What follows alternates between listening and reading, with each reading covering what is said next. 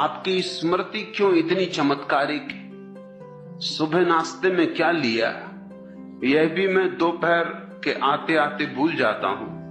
क्या अच्छी स्मृति का गुर बताने की कृपा करेंगे? सहजानंद,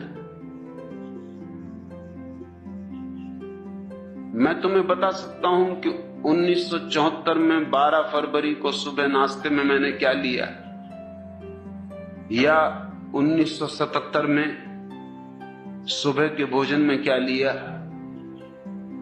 या 1978 में 15 मार्च को सांझ के भोजन में क्या लिया। और उसका कारण ये नहीं कि मेरी स्मृति अच्छी, उसका कुल कारण इतना है कि नाश्ता मैं रोज वही लेता हूं और भोजन भी रोज वही करता हूं, उसमें भेद ही नहीं करता। तुम कोई भी तारीख की पूछ लो, मैं जवाब दे सकता हूं।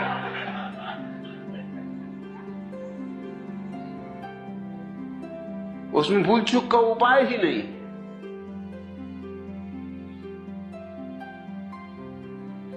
कुछ चमत्कार की बात नहीं है। अब अगर एक ही नाश्ता कोई आदमी ले रहा हो रोज बरसों से, भूलना भी चाहे तो कैसे भूले, तुम बताओ। चमत्कार याद रखने में नहीं होगा, चमत्कार भूलने में हो जाए। भूल सकते ही नहीं। खाना भी वही लेता हूं रोज नियमित, सुबह भी वही, शाम भी वही, उतने ही कप चाय पीता हूं रोज। तारीख कोई हो, दिन कोई हो, साल कोई हो। स्वस्थ हों कि बीमार, कोई फर्क नहीं करता। हर हालत में सब वैसा ही चलने देता हूं जैसा चलता है। इसमें कुछ स्मृति की खूबी नहीं है।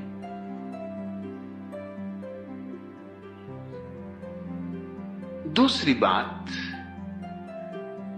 जो भी मैं तुमसे कहता हूं वो मेरा अनुभव है, स्मृति नहीं, इसलिए उसमें भी भूल चूक का कोई कारण नहीं। तुम मुझे आधी रात उठा के पूछ लोगे तो भी यही कहूंगा, क्योंकि मेरा अनुभव है। हां, अगर तुम्हारा अपना अनुभव नहीं है तो गड़बड़ खड़ी हो जाती। स्मृति पर निर्भर रहने का मतलब यह होता है कि तुम दूसरों के अनुभव पर निर्भर रह रहे हो। गीता में क्या लिखा है, अगर ये तुम्हें याद रखना है तो स्मृति चाहिए। कुरान में क्या लिखा है, अगर ये तुम्हें याद रखना है तो स्मृति चाहिए। मैं गीता कुरान की फिक्र ही नहीं करता, और कभी अगर गीता कुरान का उल्लेख भी करता हूं तो भी इसकी फिक्र नहीं करता कि लिखा भी है उनमें ऐसा कि नहीं लिखा है।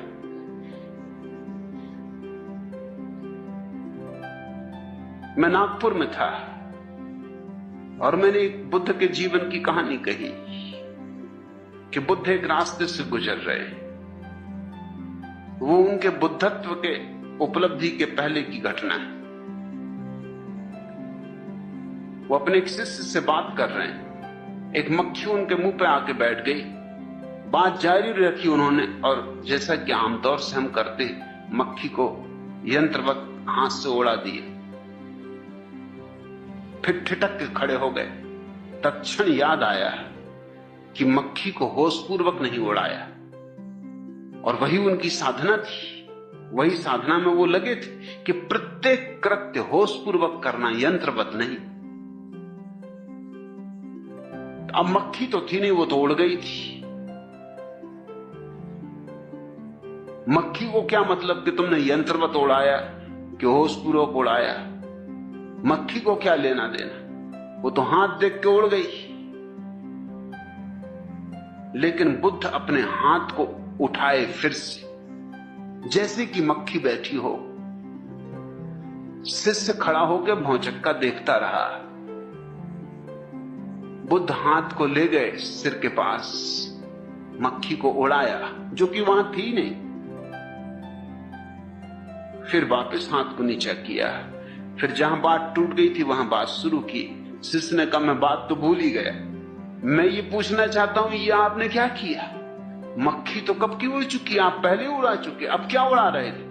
बुद्ध ने कहा अब मैं इस तरह उड़ा रहा था जैसे कि मुझे पहले उड़ाना चाहिए था। भूल हो गई, भूल सुधार कर रहा था और देख रहा था कि किस तरह उड़ाना उचित होता है, वो मैंने अनुभव करके देखा। एक बौद्ध भिक्षु मेरी ये बात सुन रहे थे, वो रात मुझसे मिलने आए। उन्होंने कहा कहानी तो आपने बड़ी अद्भुत कही, लेकिन मैं त्रिपिटक पढ़ चुका हूं, पूरे शास्त्र बौद्धों के, ये कहानी कहीं है ही नहीं। तो मैंने कहा जोड़ लेना, छूट गई होगी, लिखने वाले भूल गए होंगे। वो मुझे बहुत भौचक्के होकर देखे, उन्होंने कहा आप कहते क्या हैं?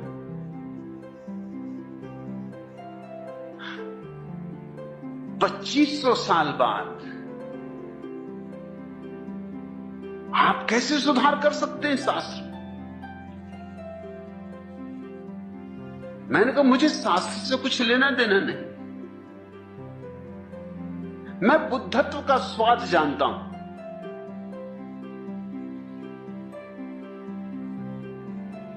ये कहानी घटनी ही चाहिए। बुद्धत्व की साधना में जो लगा है उसके जीवन में ऐसी घटे वैसी घटे, कोई और ढंग से घटे, मगर ये घटना घटनी ही चाहिए। कई तरह घट सकती। उन्होंने कहा बात तो बिल्कुल जमी, बात समझ में भी आई कि बुद्ध की सारी साधना ही जागरूकता की है। तो मैंने कहा कि बस बात जमने की बात है, बात समझने की बात है, बुद्ध की अंतरधारा के विपरीत तो नहीं है बात। उन्होंने कहा नहीं, अंतरधारा के विपरीत नहीं, अंतरधारा के बिल्कुल अनुकूल है। तो फिर मैंने कहा कि मेरा अंतरधारा से लेना देना है, शास्त्रों से मुझे क्या पड़ी? हो शास्त्र में तो ठीक, ना हो शास्त्र में तो ठीक। मैं कोई शास्त्रज्ञ नहीं हूं और न मुझे शास्त्रज्ञ होने में कोई रस है। इसलिए मैं जो उदाहरण देता हूं, तुम ये मत सोचना कि ठीक वैसा उदाहरण तुम्हें मिल ही जाएगा। मिल भी सकता है, ना भी मिले, मगर सुनने वाले को निश्चित ही लगेगा कि मैं इतने बलपूर्वक कहता हूं कि होना ही चाहिए। बल का कारण यह नहीं है कि शास्त्र में है ही, बल का कारण यह है कि मैं अपने अनुभव से जानता हूं कि ऐसा ही सत्य है। शास्त्र में हो तो ना हो तो, सारे शास्त्र भी नष्ट हो जाएं तो भी जो मैं कह रहा हूं वो सत्य है। सारे शास्त्र विपरीत हो तो भी जो मैं कह रहा हूं वो सत्य है, और सारे शास्त्र पक्ष में हो तो भी जो मैं कह रहा हूं वो सत्य है। ये स्मृति का सवाल नहीं है, ये मेरे बोध का सवाल है। और तुम मुझसे स्मृति का गुर मत पूछो,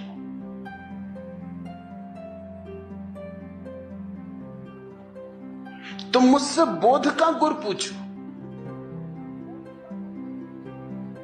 मैं यहां स्मृति सिखाने के लिए नहीं बैठा हूं।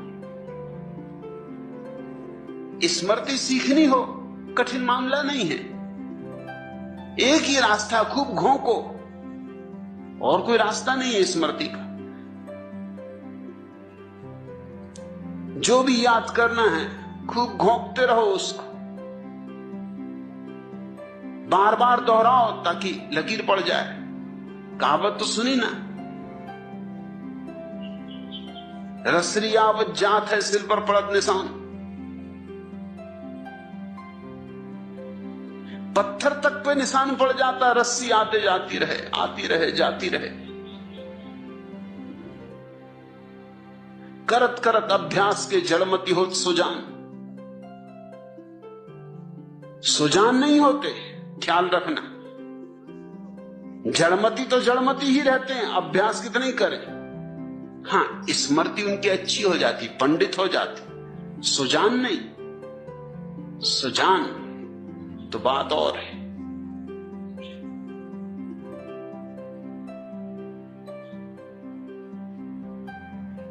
और जड़मती भी, अगर कोई पक्की जड़मती हो तो ये कहावत भी उन पर लागू नहीं होगी। रस्सी आती रहे जाती रहे, घिस जाएगी, रस्सी टूट जाएगी, उनके सिल पे निशान वगैरह नहीं पड़ेगा। अगर सिल ही मजबूत हो तो क्या करेगी रस्सी। सहजानंद, अगर किसी चीज को याद करना है तो दोहराओ, दोहराते रहो। इसी तरह तो पाठ कर रहे हैं लोग बैठे रोज सुबह गीता का, कुरान का, दोहराते रहते हैं, दोहराते रहते हैं, दोहराते रहते हैं। तोते को भी तुम रोज रोज कहो कि कहते रहो मिट्ठू राम राम राम राम, तोता भी घबरा जाता है सुन सुन के कि राम राम राम राम, वो भी कहने लगता है कि राम राम राम राम। तोतों तक में स्मृति आ जाती, मगर कोई सुजान नहीं हो जाता तोता। मुझसे तो तुम पूछो बोध का गुर, बुद्धत्व का राज, इसलिए मुझसे पंडित नाराज, क्योंकि उनको अड़चन होती, उनको हैरानी होती। वो शास्त्र की बंधी हुई लकीरों से जीते। मैं कबीर पर बोला तो कबीर पंथियों के जो प्रधान हैं उनका पत्र आया, लंबा पत्र आया कि और तो आपने सब अच्छा कहा, लेकिन एक जगह आपने कबीर की इस तरह व्याख्या की जो शास्त्रीय नहीं। तो मैंने उनको लिखवा दिया कि वो शास्त्रों का दुर्भाग्य, उसमें मैं क्या कर सकता हूं। मुझे जो कहना है वही कहूंगा। शास्त्र का समर्थन मुझे मिलना चाहिए, इसकी न तो अपेक्षा है न जरूरत है न प्रयोजन है। मैं जो भी बोल रहा हूं उसका प्रमाण मैं हूं, उसका प्रमाण कहीं और नहीं। इसलिए मैं सारी बातों को बलपूर्वक बोल सकता हूं। ऐसा बल स्मृति का नहीं होता, ऐसा बल स्मृति में हो ही नहीं सकता, और भूलने का कोई सवाल ही नहीं उठता। अपना अनुभव है, भूलूं भी तो कैसे भूलूं। जो जाना है सो जाना है। इधर से पूछो, उधर से पूछो, हजार ढंग से पूछो, मैं वही कहूंगा जो मुझे कहना है। कई लोगों ने मुझे खबरें की कि आप भी गजब है, कबीर पे बोलते हैं तो ऐसा लगता है कबीर ठीक, और मीरा पे बोलते हैं तो ऐसा लगता है मीरा ठीक, और रैदास पे बोलते हैं तो ऐसा लगता है रैदास ठीक, और फरीद पे बोलते हैं तो ऐसा लगता है फरीद ठीक, और नानक पे बोलते हैं तो लगता है नानक ठीक। मैं उनको कहना चाहता हूं कि मुझे उनके ठीक को गलत होने से कुछ लेना नहीं, मुझे तो जो ठीक है वही बोलना है। वो तो बोतलें हैं, शराब मैं अपनी भरता हूं। अब बोतलों से शराब में क्या फर्क पड़ता है। नानक की बोतल कि कबीर की बोतल, गगरी किसी की भी, अनुभव तो मैं अपना डालता हूं। इसलिए पंडित नाराज होते। कबीर पंथियों का जो पंडित है वो नाराज होगा। जो लोग अनुभव की दिशा में चल रहे हैं वो तो कबीर के संबंध में मैंने जो कहा है उससे आह्लादित हो जाएंगे, मगर कबीर को पांडित्य की तरह पकड़ने वाला आदमी नाराज हो जाएगा। अब कबीर जैसे आदमी को भी तुम पंडिताऊ ढंग